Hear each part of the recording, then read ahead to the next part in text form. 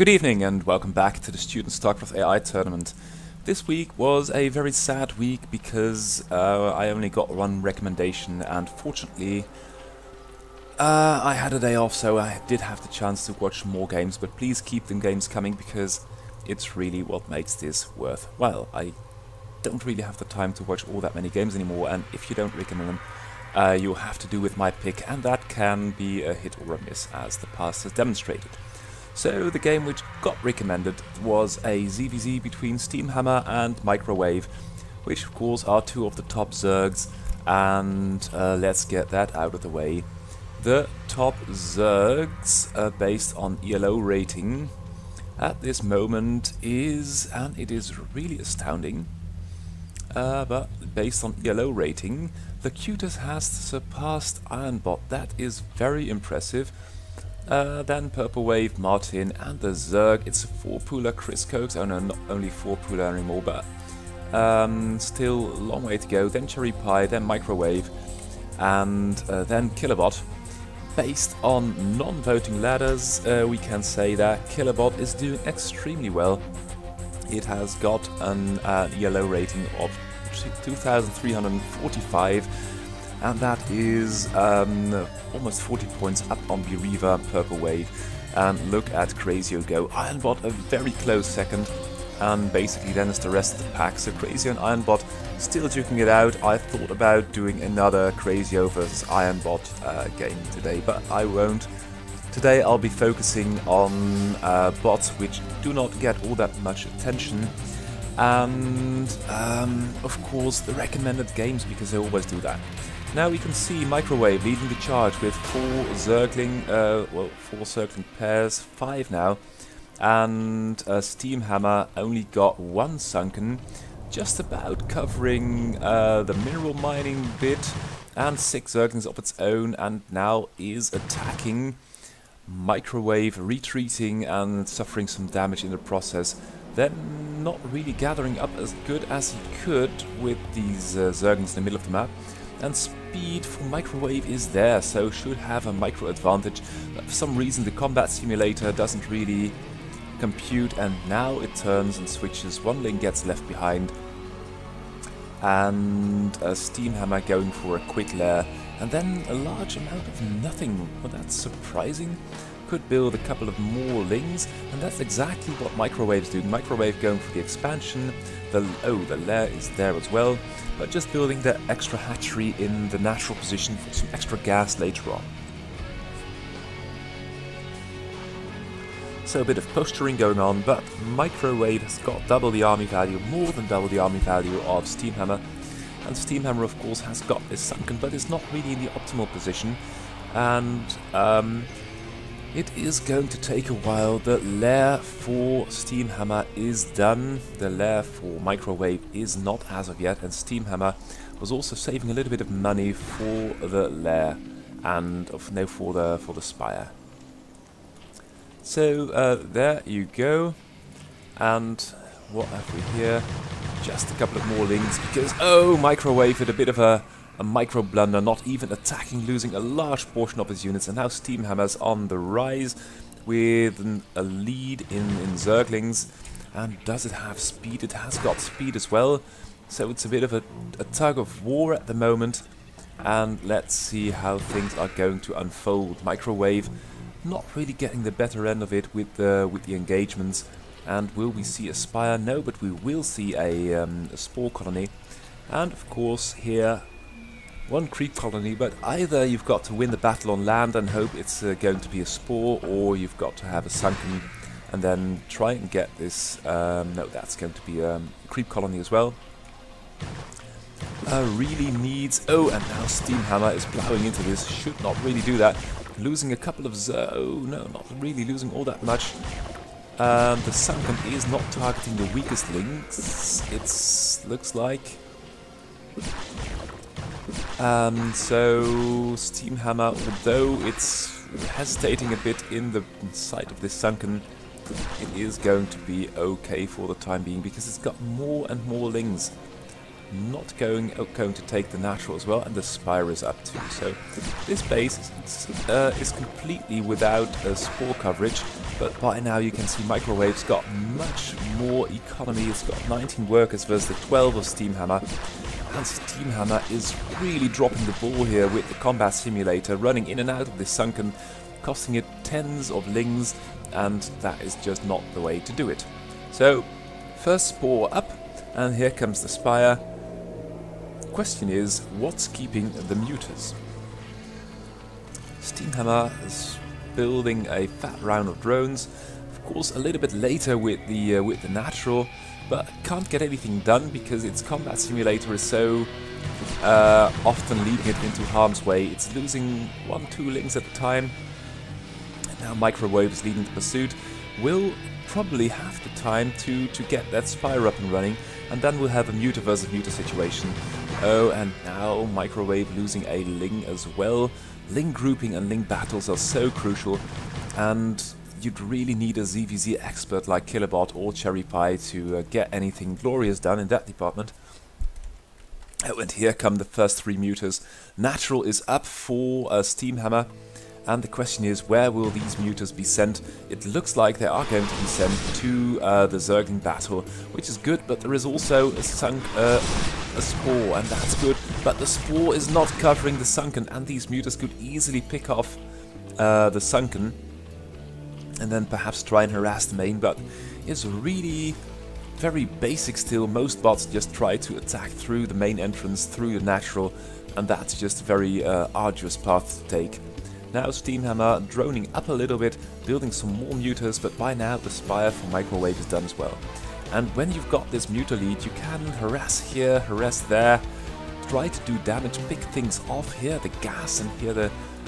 Oh, well, there aren't drones at the top section. I think that's very well executed by Microwave, but you could kill the gas, you could kill all kinds of stuff with these muters, and basically you've got 700 in muters doing damn all.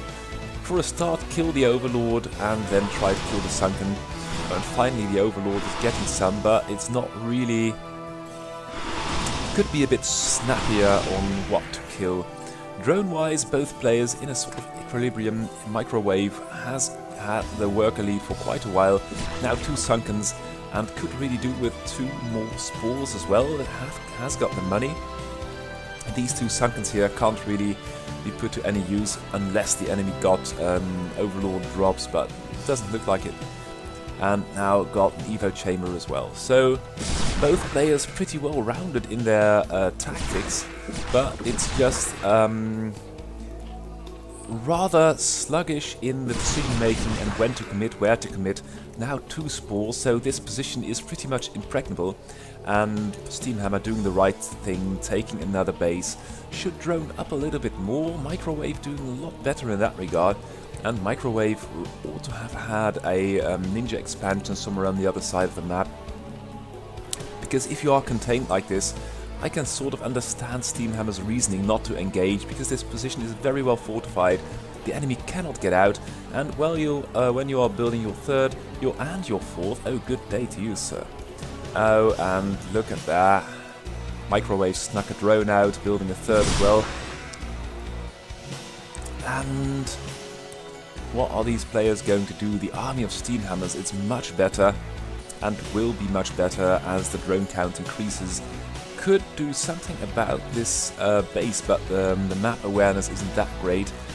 If this is a scouting Zergling, it should be a little bit more proactive, and going to have to open the units tab for a little bit, because the air forces of Steamhammers are so superior, and it doesn't really matter that Microwave has got a couple of more links. What would be nice to see would be a hive and then plague all the enemy muters. Upgrade-wise, you can see that Microwave is forging ahead with the +2 ground armor, +1 air armor, and Steamhammer is a little bit slow in that regard. Oh, and that I like. Just building an extra creep colony. I'm not sure if it's going to be a Sunken or a Spore, but we'll soon find out. It's always nice to have a little bit of breathing room. Oh, and this Overlord had better be very careful, because... Oh, no, it's going back. And I can't really understand why it would do that, but it's paying the price, so it should not do that anymore. And Microwave defending quite reasonably, immediately fortifying the 3rd. and Steamhammer's being a little bit sluggish in the worker production, going for a lot of army, and now is going to find a third, and the question is what the reaction will be. The third is found, and immediately the Mutas make their way over, but there are two Sunkens, and the Mutas don't dare commit. Oh, but here come the Lings, and that's glorious. Now the Lings are fighting the Lings and the Mutas in the main, and there are such a lot of Scourge that it's not going to go well at all for Microwave. But Steamhammer doesn't really dare commit at this point, cleaning up the enemy Lings first, and now should do something about the Air Forces, or just threaten the third, let the Air Forces come to you. But despite that, it's all these heuristics which are just making a bit of a clusterfuck of the whole air battle thing. And you can see, oh, that was well done. And now should make a dash for the third, because these Mutas of Microwaves are just not enough. And why are they chasing? Because oh, Steamhammer's got one Muta less and less Scourge as well. Now Owen hasn't got any spores at all. Oh, was one spore over here. Killing some Scourge, that's good. Microwave has got this third established, and now Steamhammer has got the worker lead. But it's all down to combat micro now. The Lings are in the middle of the field getting shot by Mutas, and the Mutas of Steamhammers aren't doing anything. Armies are quite balanced, but I do not really... the scouting information is limited by both players, or the use that they make of it is limited. But it's a 4 vs 3 base situation, and Steamhammer has got the worker lead, so Steamhammer should, all things being equal, do quite well. Now leading the charge with the Scourge and the Mutas in backup. Upgrade-wise, oh, Adrenal Glands, that's good, but no air upgrades from Steamhammer at all. And that is where Microwave is going to shine. These Muta battles with the +2 armor nearly done, that is such an advantage, because these Glaive Worms, these attacks of the Mutas, they bounce 2 times, doing 3 and 1 damage respectively. And now the Lings are in there, kill the Sunken, but then die to the enemy air forces and the reinforcing Lings of Microwaves. Microwaves now with a huge army lead, Steamhammer with a 5th base taken. But I fear that Steamhammer is going to feel the pain, because its mutant numbers are depressed a little bit, and that's mainly got to do with this. It hasn't got a single air upgrade. That means that its attacks are such... oh dear, that's pretty ballsy, morphing something right here. And hasn't got any kind of defensive structure. So Microwave, playing it brilliantly, should do something about this this Overlord over here. Got the Ultra Cavern, I don't know what good that's going to be in Zerg versus Zerg. And now a full-scale air bat. No! Oh! The poor Scourge, they don't really connect. But slowly but surely, and quite rapidly as a matter of fact, Steamhammer is losing ground, has got the 5th up nearly, but isn't really fortifying anything, and can't really get too much done because its worker numbers are so low, and that's just not how you work it. Oh, and Steamhammer's got a Devourer now. That's cute, but it doesn't really... wow, this postponement here. The air battle is joined, fat volley caught by Steamhammer's Mutas, and without any armor, the secondary glaive bouncers are quite tough as well. Both players got Admiral Glands, and Steamhammer's going for a lot of ground upgrade, hasn't got any ground units to speak of, so that's not really worth it at this point. That Microwave going for the 4th base, that's pretty well done. Oh, and an Overlord on the part of Microwave. Whoa, these Zerglings could have suffered so much damage, but for some reason the combat behavior of these 2 bots isn't really up to scratch. Oh, they're perfectly balanced, but it's just not very... oh dear, more Devourers being made. I think I like that, but the position where you make them in would also seem to matter. And at this point it's just blatantly disregarded that this is the middle of the map and the enemy's got the Muta lead. But now the Devourers are out in force, they are not firing, and as Microwave's Mutas are rounding everything up, the army value of Steamhammer is plummeting. Worker-wise, doing okay-ish, but all the Lings are in the natural with 2 Ultras for good measure. And have they got any Ultra upgrades? Speed is just starting. Air Armor 3 is just starting, and the remaining devourers of Steam Hammers are getting torn to pieces by the muters of Microwave. And although they're all have got this sticky glue on them, this acid spore thing it's called, I believe. But in the grand scheme of things, Steam Hammer is struggling dead on its back. Microwave is doing quite well. It's got decent, well, very good economy. It's fortifying its bases and it isn't overextending itself. But both players could win a lot on Combat Micro because, oh dear, look at the Lynx go. That's just brilliant. With all the upgrades, they've got the +3 ground armor, the +1 attack's almost finished. They've got the speed and the adrenal glands. And this is over.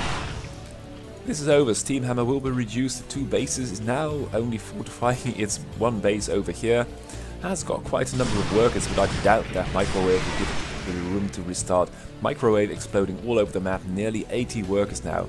All bases fortified, lots of tech, and lots of money in the bank. It's nearly maxed, it's got 80 workers, 110 army supply. And here comes the hammer. The hammer is falling, and it's falling rapidly because it's so very heavy, and these bases are getting torn down at record speed.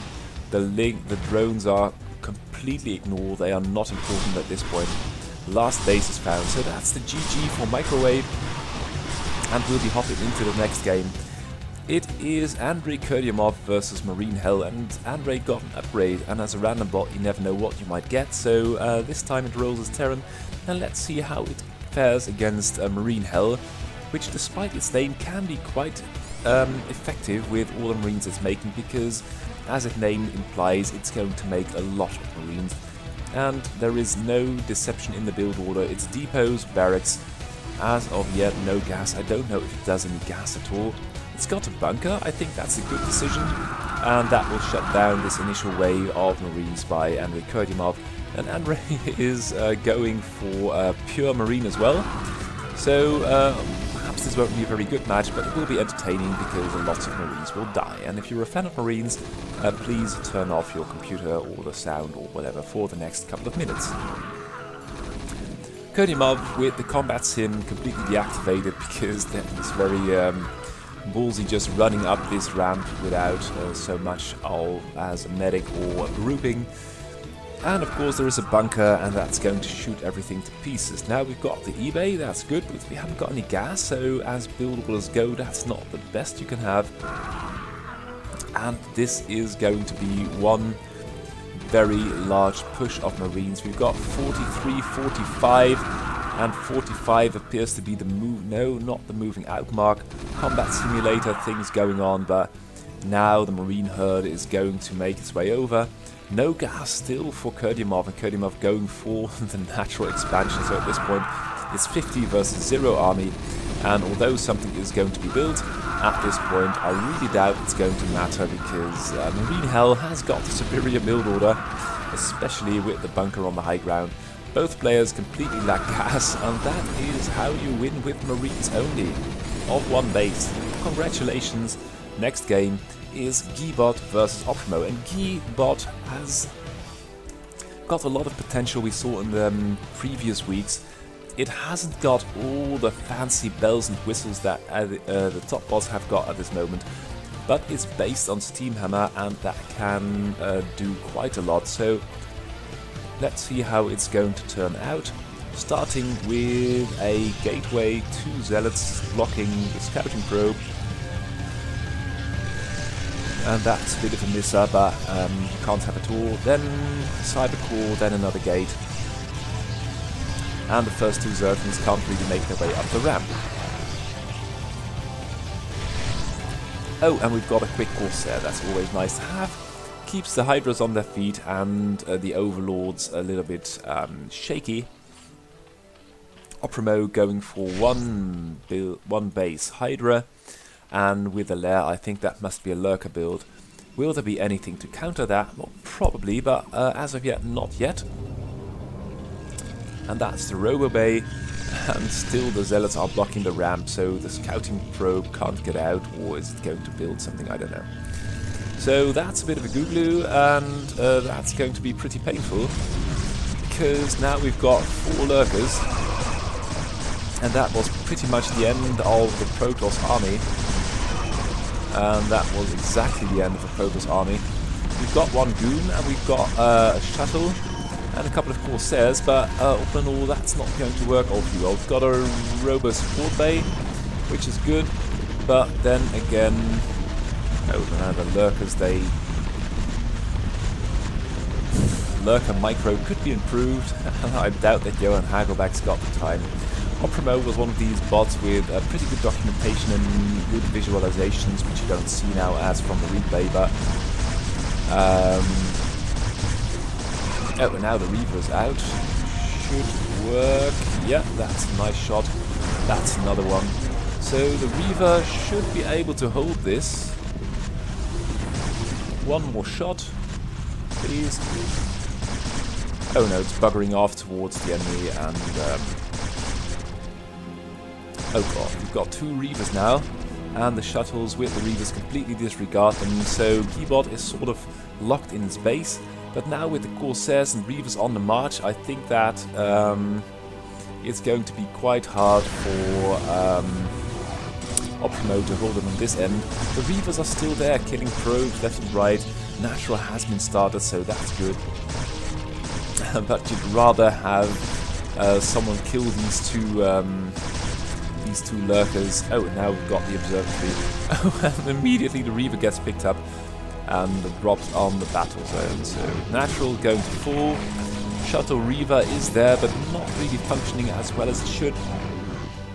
And decision making, having an unsafe zone with 2 lurkers in it at the edge of your base.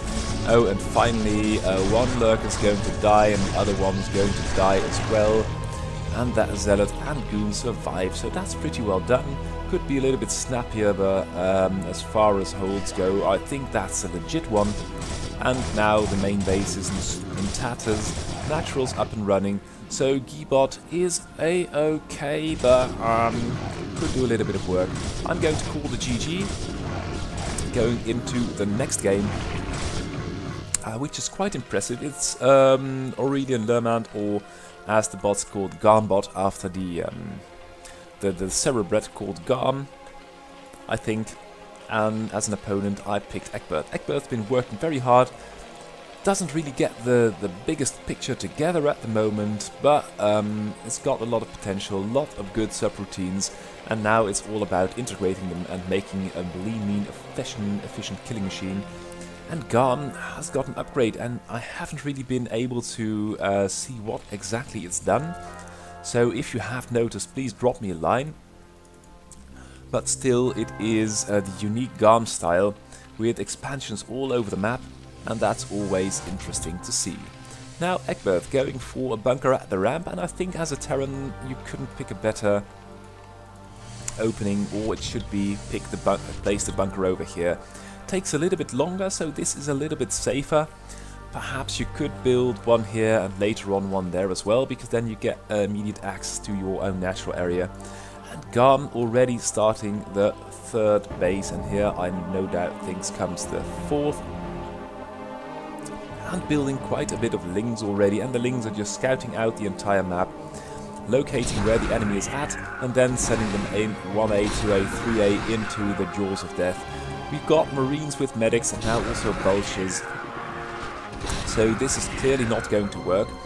The thing is that Garm, left alone, will take all the bases on the map and is about to take a 5th already of 24 workers, and will also take a little bit. Now Egbert going for the natural expansion, and I think that's a good choice.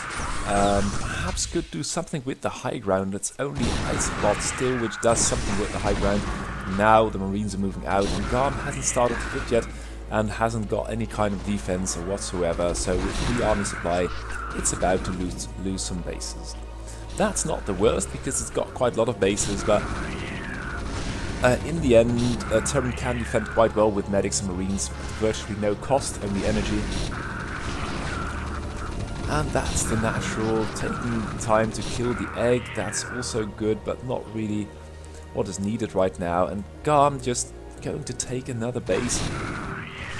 Losing the natural, losing the main, not the worst. Killing some units with the sunken. Lots of stims going off, the medic's out of energy, but at this point it's a 40 versus 5 army supply. Oh, and now the Lings have found this base, this building over here, are going for the bunker. That's not good. And of course the SCVs, the SCVs don't defend themselves at all, but there is a Marine coming. Oh, now we've got lurkers. So we have got one comsat with full energy and another one with partial energy. So that should be okay if it manages its army and lurker movement. Where the hell is it going? That is a good base to occupy. And one goes back and the other one keeps heading around. Main army of Egbert is going to kill one more base. And now the lurkers, one's going to stand over here. One is finding its way over there, got a scan on his nose and got killed. Now Garm has got 3 bases and it's up to Egbert to kill them all.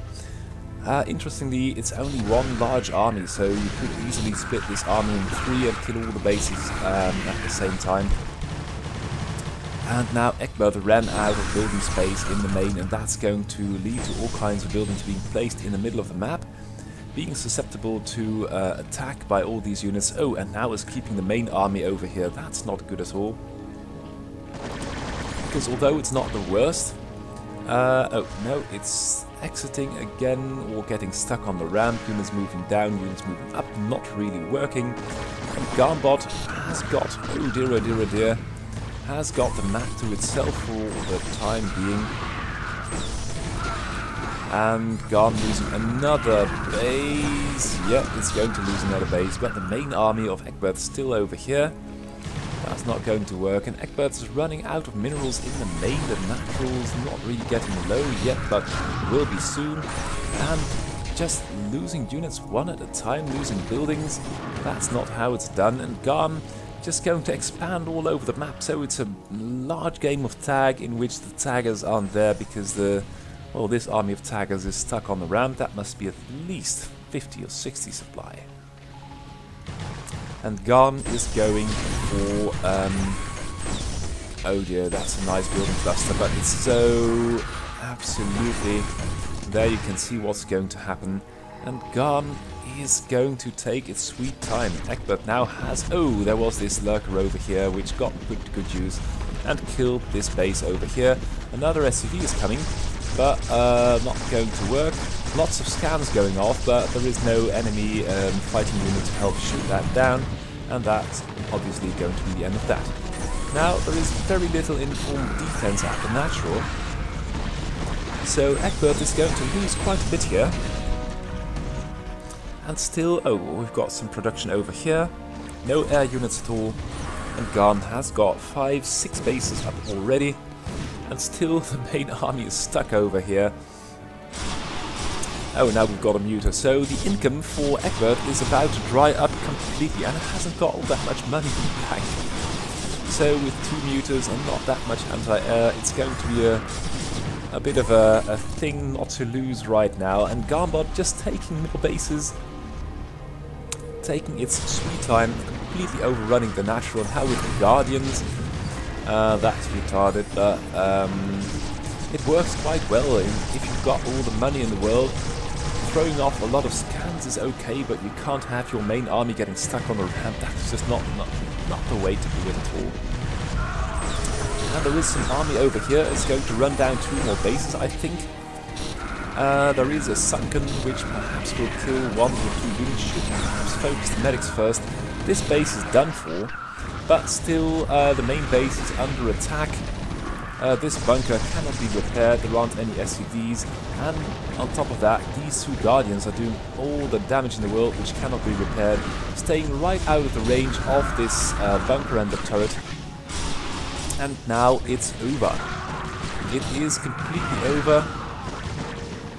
And although some fighting units are being brought back, there are so many lurkers, Lings and Guardians, that at this point it's just going to be a quiet, quick victory march. And of course there are some buildings over here, but there are Lings on that as well, and Garm just taking this base for good measure, and still the main army's over there. So Garn doing what it always does, being very rebuilderish and very thorough, killing the add-ons as well. And then with a mixture of Lings, Guardians, Lurkers, Hydras and Neuters, taking the game in style. That's the GG. Oh, and although some units got unstuck, it was too little, too late. Another bot which got an upgrade was a Toothpick Cactus, and of course the Zerg equivalent was pretty good. And let's see how the Terran will fare with another update. Brian Weber playing Zerg, always working hard. And let's see how far his game has progressed. Haven't seen a game of him in quite a while, and haven't shown a game on stream either, so that's going to be interesting. Toothpick Cactus with the bunker on the high ground, couple of Marines. I think that's a safe enough opening. Going for the gas immediately, I think that's very good, because with medics these Marines become at least 5 times as powerful as without, so that's good. Brian Weber going for the in-base extra hatchery, that's also very a nice decision, because then you can defend it with the sunken, where the ramps coming up, or perhaps take the natural sooner, because then you get creep over here. You can defend these 2 passages with a sunken. Oh dear, and I completely missed that. Sorry about that. And I like that replay viewer by TC Moon in 42 for being able to rewind a little bit and show you how it all happened. So quite a number of Lings are being made by all these hatcheries, and I think that if you have these hatcheries you can try and do that. Just make a large fat round of Lings, go after it, and if the repairing SCVs are too late, losing quite a number of Lings, but the surface area is getting too big. And now tearing down the barracks in record speed. Oh, 1 Marine is not going to do it. We've got 1 bunker, and the SCVs are sufficiently number, I think, to deal with those Zerglings. And 1 Marine coming up, so that's okay. Landing immediately, could do with some repairs. But that was quite a bit of damage done. And that's an interesting place to take your first expansion as a Terran. Now Brian Weber with 2, 1 sunken, 1 creep. I think that's a good combination. Hydra is stuck, unstuck now. So that's good for the time being, but the Lings keep the pressure on, and without, this would be an ideal place for a bunker. You could command this pathway and the main entrance as well. But right now, Zerglings and Hydras are doing a little bit too much damage for my liking. And behind that, Brian Weber is droning up like a champion, building a spire, which is also very good. Could also take a... refrains from taking a 3rd. And Toothpick's got a lot of money. And by a lot, I really mean quite a lot. Isn't really able to keep it down with all the production. And this command center is not building, so looking a little bit shaky. And of course, if you got pressure brought to bear on you, that is also... it's hard to restart after that and to know what you're doing, but as a general guideline, it would be wise to try and spend all the money you've got. And Brian Weber building some more creep colonies, I think that's always a good decision. Building a couple of hatches, that's very nice. Small peek at the upgrades, +1 ground damage, range damage, link speed, Hydra range... no, that's Hydra range, that's Hydra +1, I think. Overlord speed, always good to have. And marine range by a Toothpick Cactus. Toothpick getting up to speed with a couple of marine medics, but it's all very fragmented and very... not really a lot, I should say. But the money is being spent, and although the SCVs are mulling about quite a bit... oh, here comes the National Command Center, that will be a boon to Toothpick. And Brian Weber, after that first dashing raid with the Zerglings, is a little bit passive, but now is going to try again with Lings and a Lurker. And Small Peak will have comsats aplenty. So that shouldn't be too much of a problem. But then again, you are going to need a couple of scans, and if you haven't, that's quite a number of Lurkers. And that's going to wreck... oh no, no, no, you should not attack into 4 Lurkers with 5 Marines without medics. Oh, and 1 Lurker got sniped, and Marine paying the price in as a consequence. So Brian Weber going for a 3rd and a 4th. Tech-wise, well, doing okay. 2 Evo chambers, always good. Spire in an interesting position. I like tech buildings not being all located in the same base, because if you would get a drop or you would get this base busted, you can sort of restart. A lot of hatcheries, I like that. And the second base of Toothpick is overrun. Command center lifting, I think that's good. And that was a little bit too much for 1 Marine, despite being backed up by 3 medics.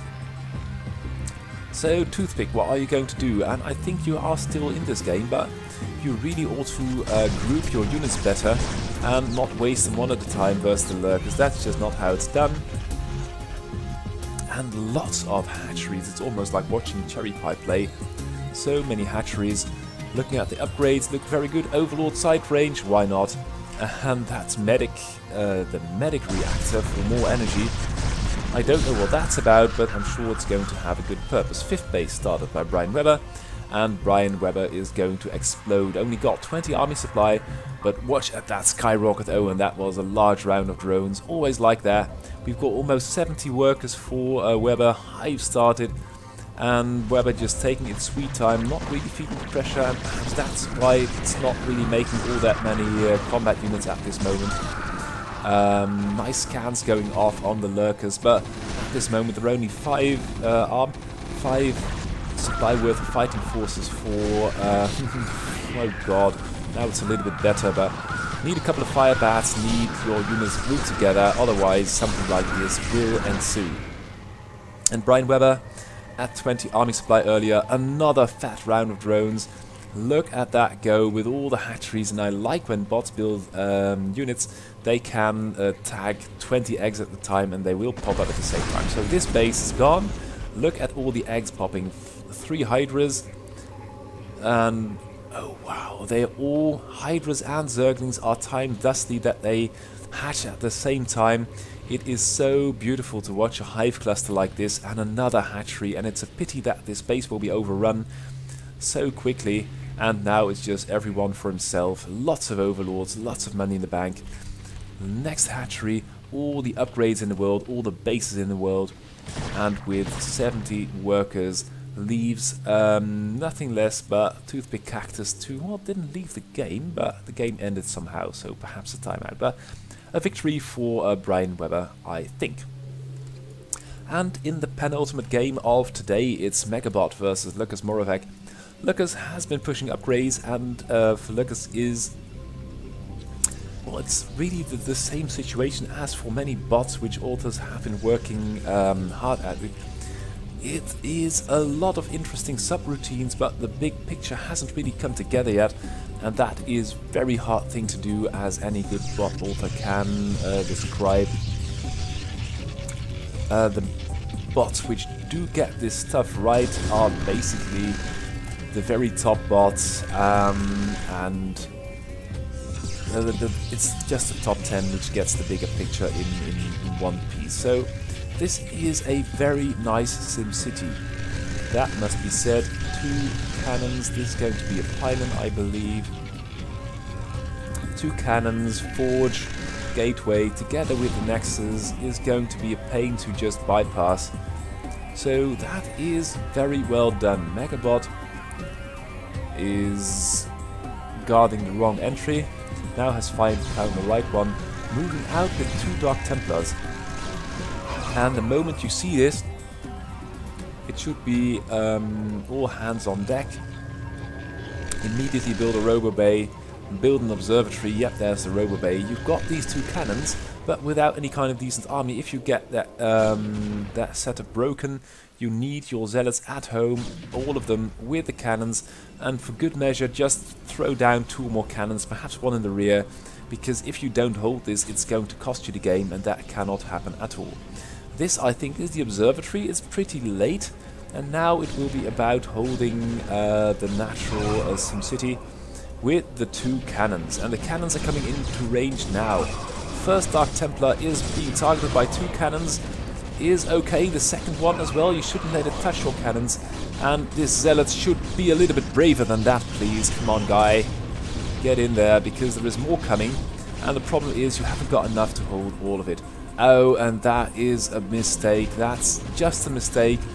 If you see a Dark Templar and you're going for a Robo support bay first, that's not good at all. And you can see Megabot just exploding with army production, going for 2 expansions at once because it's ahead, so why not?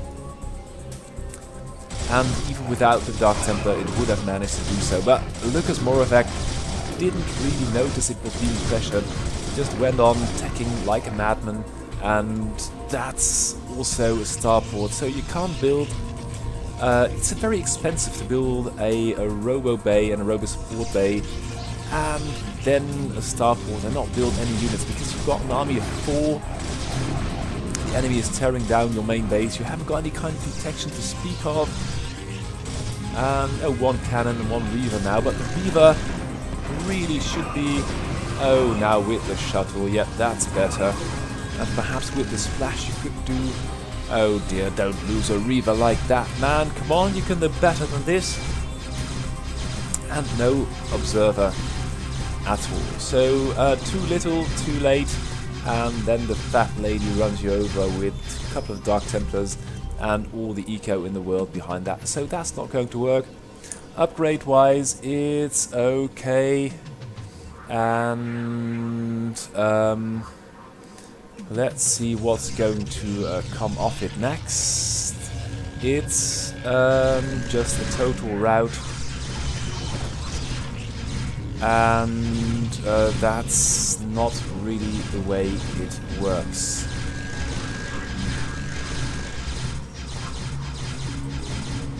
And there we go. Deconstruction of the base in full progress.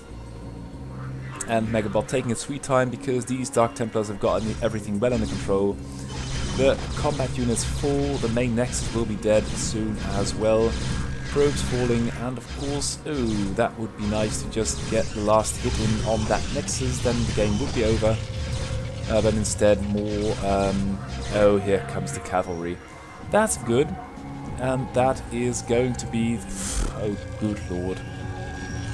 If you are going to use a Reaver, don't do it like this. So, potentially, Lucas Moravec is doing pretty well, but it's not. The show is not coming together as it should.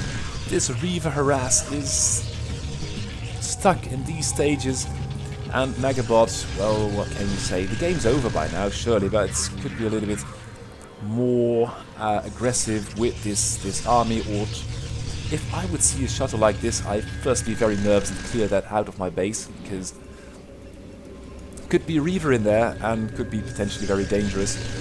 Look at this building placement, it's all very compact, but that also means you don't run out of space, and I believe that the entire base is still navigable by any kind of large unit. So that's the GG.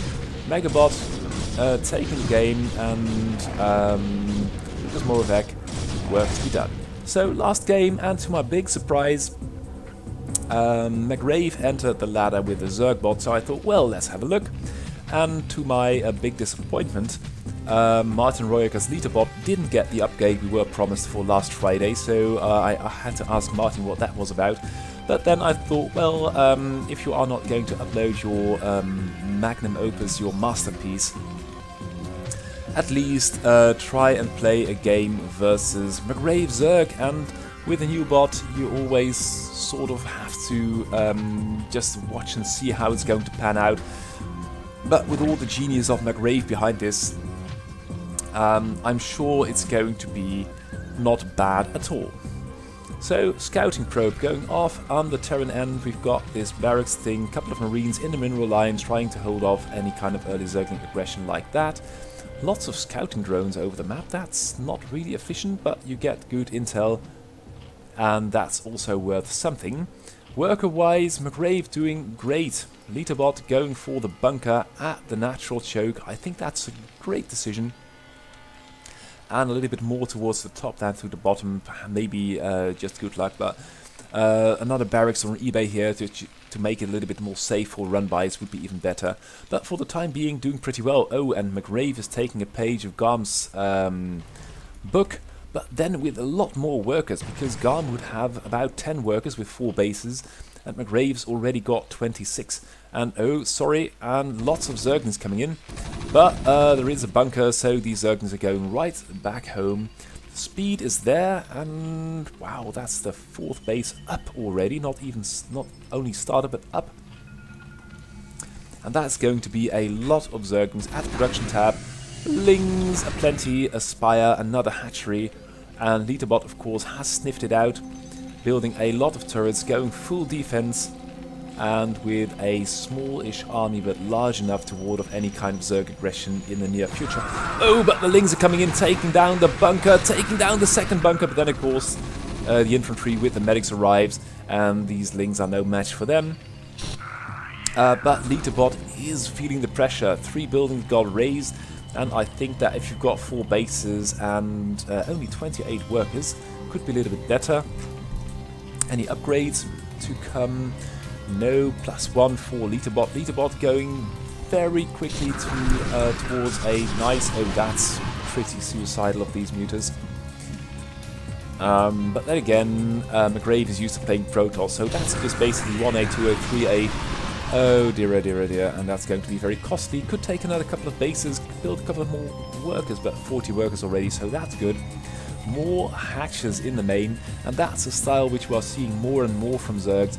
Just build a lot of hatches so you'll be able to put out a lot of units, and if you have got the map, hatches, workers, and go right at it. You can produce so many units, and if you've got this APM, McGrave is now flaunting almost 70k there you go, 70k APM. You can easily do something with that. Composition-wise, could be a little bit better. Army's total strength could be a little bit better as well, because now Litterbot's moving out and you've been throwing units away left and right all the time. See these muters, oh god, they're just so bad. Another base being taken. Where is the lair? Here is the lair. And that's just not going to... That's going to cost you bases, and that's not going to work in any kind of long or short run. These muters are just way too suicidal, and these Lings are way too weak.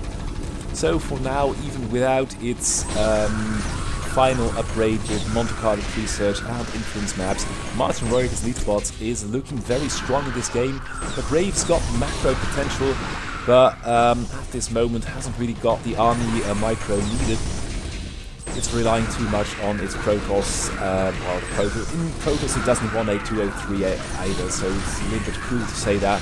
But all the drones are coming off the line right into the meat grinder. Litterbot with a almost 100 supply Stim Marine army marching straight into the natural, and you can send I don't know how many Lings at that. But oh dear, and another oh god, it's going to get irradiated as well. So Litterbot swing the hammer deftly, and the drones, because we've only got 3 army supply for McGrave, now 0. It's just not going to work. So last request of today, please keep recommending me these games, because I really like to cast you good games, and I hope my selection of this week didn't offend you too much. So I say thank you for watching, hope to see you again next week, and all the authors of the bots, thank you very much for having made them and showing us these beautiful games. I say good night and goodbye.